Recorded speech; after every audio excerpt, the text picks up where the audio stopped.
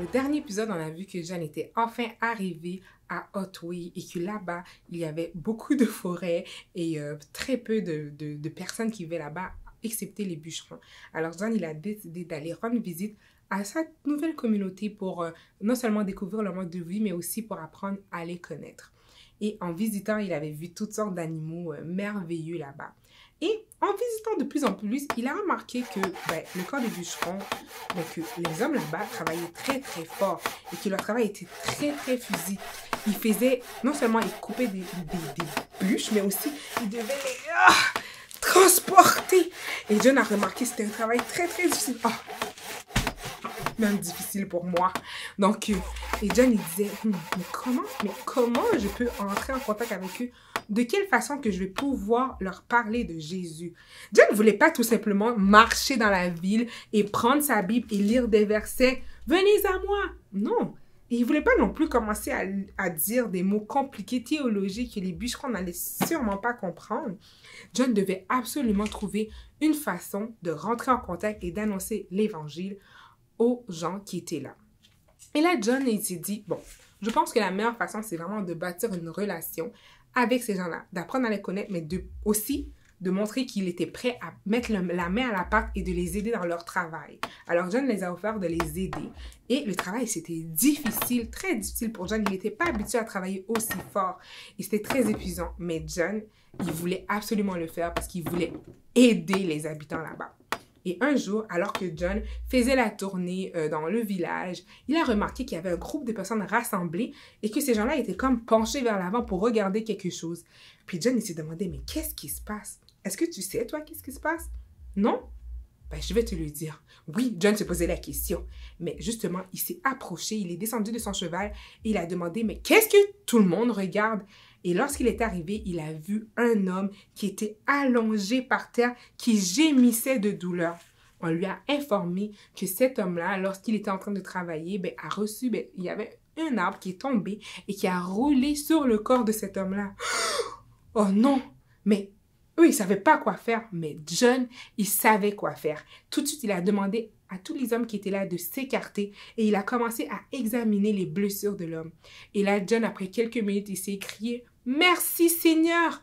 John était heureux de voir que ce n'était pas des blessures mortelles. Et là, il a dit « Apportez-moi mes bandages, ils sont dans mon sac à dos !» Et là, tous les gens se dépêchaient à amener à John tous les bandages qu'il avait.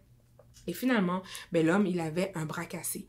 Alors là, John, il a commencé à confectionner des attelles pour mettre dans son bras. Il a fait des bandages autour des blessures qu'il avait. Il a pris des branches qu'il avait tout autour de lui. Et là, il a commencé à soigner la blessure de cet homme-là.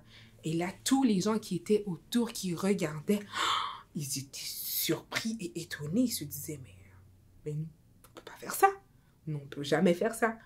Et là, le contremaître s'approche de John et tout le monde s'approche de John pour le serrer la main, pour le remercier d'avoir sauvé la vie de cet homme-là. Et le contremaître a dit, « Heureusement que vous étiez là, parce que personne parmi nous peut faire ce que vous avez fait aujourd'hui. » Et là, le contremaître était tellement impressionné. Il a dit à John, « Savais-tu que ici, nous faisons un travail très dangereux et très risqué et que ça arrive souvent d'être blessé, mais personne ne sait comment soigner. Personne ne connaît les gestes de premiers soins comme vous. » Est-ce que vous avez une idée de ce que John pourrait faire pour les aider à ce moment? Eh oui.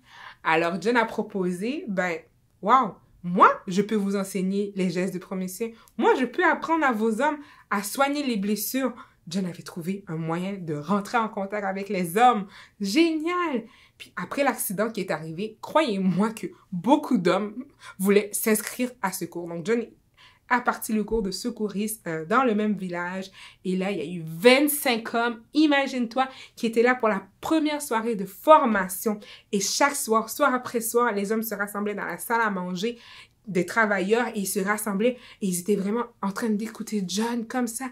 Ils avaient les yeux écarquillés, ils étaient émerveillés par tout ce que John les racontait parce que John les racontait des histoires, des accidents qu'il a déjà entendu parler ou même des histoires où est-ce que lui, il a dû soigner des malades. Il a même raconté les fois où est-ce qu'il y avait des morsures de serpents et là, les hommes étaient attentifs. Ils buvaient toutes les paroles de John. parce que c'était la première fois qu'ils avaient un un cours pareil. Et là, John les enseignait comment faire les bandages. Et même John les a encouragés à faire des mises en situation. Il y en a qui faisaient des malades, des blessés et d'autres qui étaient des aides-soignants pour les aider à bien apprendre ce qu'il les avait montré. Et là, John a découvert que, waouh, il y avait beaucoup d'hommes parmi eux qui étaient des vrais acteurs parce qu'ils prenaient leur rôle très, très au sérieux. Donc là, évidemment, avec tout ça, John avait beaucoup de plaisir avec ces hommes-là. Ils sont vraiment devenus des bons amis et John aimait les cours qu'il enseignait et aussi, les hommes, ils aimaient vraiment passer du temps avec John. John, il était vraiment content d'être là puis d'apprendre le secourisme. C'est pas le problème. Mais est-ce qu'il était venu pour faire ça? Mais non. Est-ce que tu te rappelles, toi, de la mission de John? John, il n'avait pas parcouru 100 km, plus de 100 km pour venir avec des hommes et pour leur montrer le secourisme. John, OK, il savait qu'il était venu pour quelque chose de plus important. Il était venu en tant que missionnaire pour parler de Dieu aux autres, pour annoncer la bonne nouvelle de Jésus, pour montrer comment Jésus peut leur donner une nouvelle vie. Mais John se disait, est-ce que c'est le bon moment? Est-ce que si je me mets à aller parler de Jésus, est-ce qu'ils vont m'écouter? Puis à cette même soirée-là, c'était la dernière soirée, en fait, de secourisme. Toutes les hommes étaient réunis. Comme d'habitude, ils avaient beaucoup de plaisir ensemble. Et là, John, il a pris son courage à deux mains et il a dit aux hommes qu'est-ce qu'il était vraiment venu faire. Et il a décidé d'inviter les hommes à venir une autre fois encore, mais cette fois-ci pour entendre parler de Dieu. Alors, John a dit, je vous invite exactement à la même heure pour la prochaine fois pour que vous puissiez entendre parler de Jésus. Et là, les hommes, ils ne savaient pas trop de quoi John parlait, ils ne savaient pas. Donc, John les a invités de revenir à la même heure et ils ne savaient pas trop. Mais est-ce que ces hommes vont revenir? Est-ce qu'ils vont être intéressés à entendre parler de Jésus? Est-ce que même, vraiment, ils ont bâti une relation avec John? Bon, si tu veux le savoir, tu le sais. Il faut revenir dans le prochain épisode.